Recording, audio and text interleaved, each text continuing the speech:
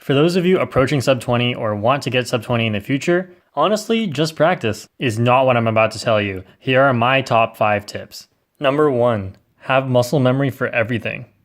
Okay, let's take a look at these two F2L cases. So both of them have the cross done and we have this corner right here, and the corresponding edge is over here and over here. So there are two different spots, and normally in intuitive F2L you would treat these the same. You would say hide the corner, put the edge with it, and unhide the corner to pair them up.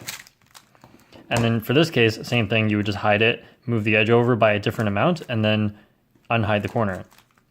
However, at this level, you should be able to start thinking about them as different cases and execute them by muscle memory as you would for, say, last layer cases. So for this one, as soon as you see it, you should not have to think about where the edge needs to go or anything along the intuitive side. You should just think of it as a case. That way you can execute it very quickly using only your muscle memory. And the same idea applies to your last layer. So here we have a U-perm, and the U-perm should be in your muscle memory. You should no longer have to think about, okay, so here we go, all left hand except for these two, both turn with the right hand, and then all left hand afterwards.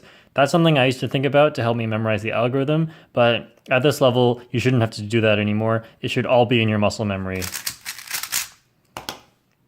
Number 2, don't look at your current pair.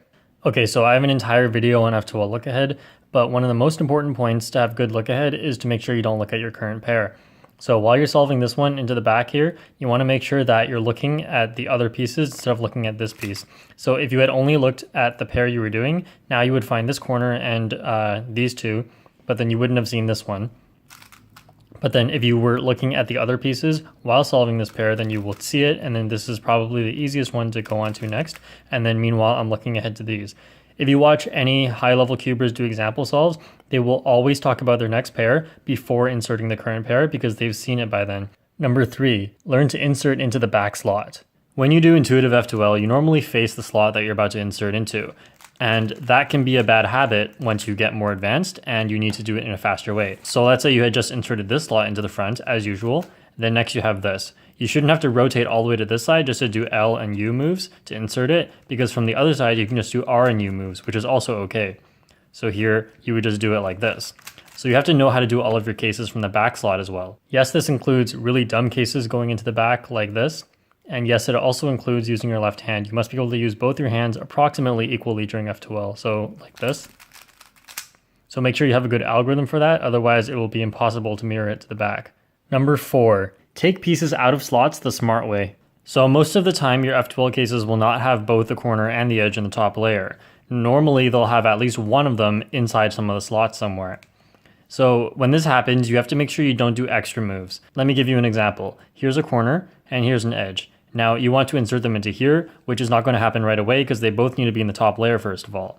So if you just take out the edge, which reduces the problem a little bit, you have a regular case here. But what you want to do instead is anytime you take out an edge or take out a corner, you want to make sure that they pair together in a way that so you can insert it in 3 moves. So for this specific case, you have to take it out like this, which is more efficient, and that way you can insert it into the back here in 3 moves like that. Okay, here let's look at another example. So here we have this corner and the corresponding edge is over here. Again, we don't want to take it out in some random way like this, which means you'll have to do another few moves to pair it up. Instead, we want to take it out like this, which pairs it up. But that isn't the only way. Additionally, you could take it out like this. And what you should do is experiment with all the different ways that you could do this. So some of these efficient ways to pair pieces are really non-intuitive, and it's hard to find unless you go find it by chance or by seeing example solves. So I will just show a few here. This edge in here like this with these two stickers non-matching, then this one's pointing up and you just do a sledgehammer and it pairs them up like that. Then you can just insert.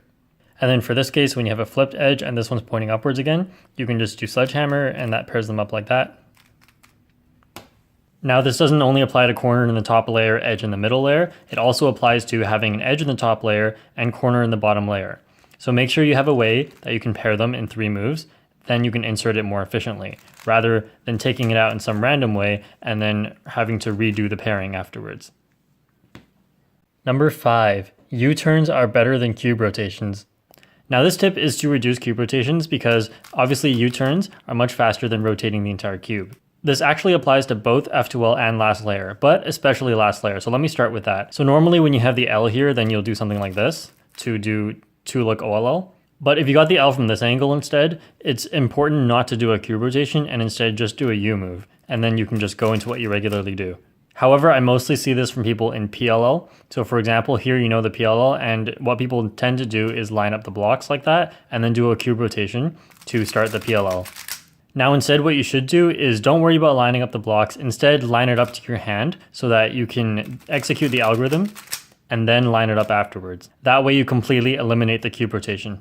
So let's take a look at an F2L example. So here, after inserting a slot, you completely don't know what you're going to do next because you're not sure what any of the pieces are. Instead of doing a cube rotation, chances are you can find a certain piece just by turning the U layer. So here I found one, here I found another one, and it goes with the edge here.